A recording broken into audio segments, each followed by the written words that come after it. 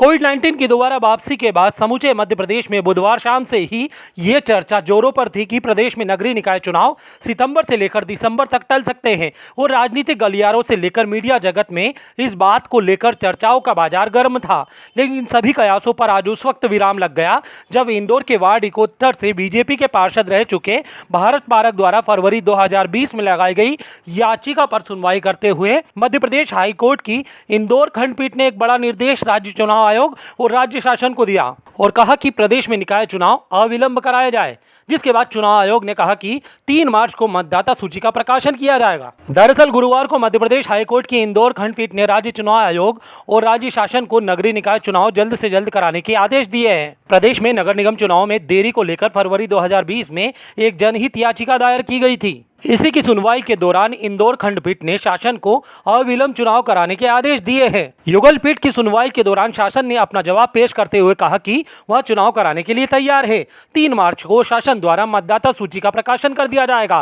पूर्व पार्षद भारत पारक द्वारा दायर की गई याचिका में राज्य शासन और राज्य निर्वाचन आयोग को पक्षकार बनाया गया था। याचिकाकर्ता पूर्व बीजेपी पार्षद भारत पारक ने बताया कि फरवरी 2020 में मेरे द्वारा राज्य शासन के विरुद्ध एक याचिका उच्च न्यायालय के समक्ष लगाई गई थी कि नगरीय निकाय चुनाव समय पर कराया जाए। वहीं उस समय कोविड-19 के चलते सुनवाई लेट हो गई। बीजेपी से इंदौर में वार्ड 71 के पूर्व पार्षद रह चुके भारत पारक ने बताया कि उच्च न्यायालय ने सुनवाई करते हुए राज्य शासन को निर्देश दिया कि जल्द से जल्द राज्य में चुनाव कराया जाए। फरवरी 2020 में मेरे द्वारा राज्य शासन के विरोध में एक याचिका जारी की गई थी माननीय उच्च न्यायालय के सम्मुख, जिसमें राज्य में नगरीय निकाय चुनाव समय पर कराया जाए। तत्कालीन समय में चूँकि कोविड होने के कारण उसमें सुनवाई लेट हो गई थी। आज माननीय उच्च न्यायालय ने उसने सुनवाई करते हुए यह निर्णय राज्य शासन को दिया है कि जल्द से जल्द राज्य में नगरीय निकाय के चुनाव कराए जाएँ। कोर्ट ने कुछ समय सीमा उसमें राज्य निर्वाचन आयोग ने अपना पक्ष रखा कि 3 मार्च को हम मतदाता सूची का अंतिम प्रकाशन करेंगे, उसके बाद जल्द से जल्द हम चुनाव कराएंगे।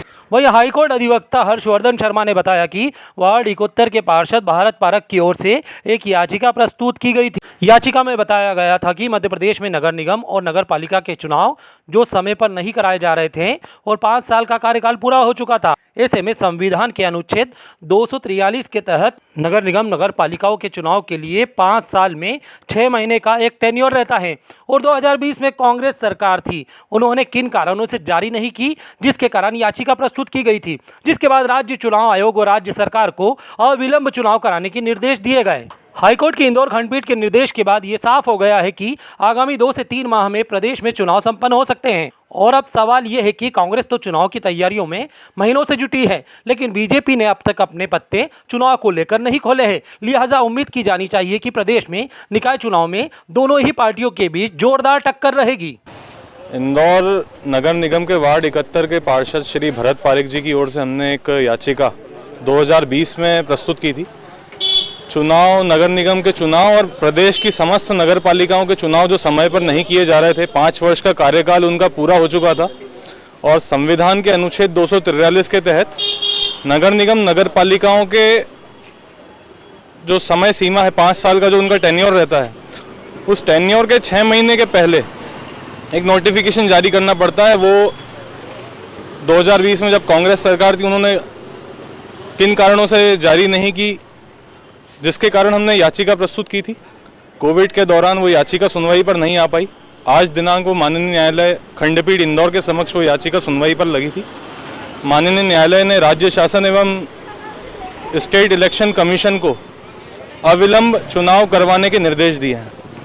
आज स्टेट इलेक्शन कमीशन का जवाब और राज्य शासन के जवाब को सुनने के उपरांत सुनवाई इस केस की पूरी हो चुकी है और शासन और स्टेट इलेक्शन कमीशन को स्पष्ट निर्देश दिए गए हैं कि अविलंब नगर पालिका और नगर निगम के चुनाव करवाए जाएं।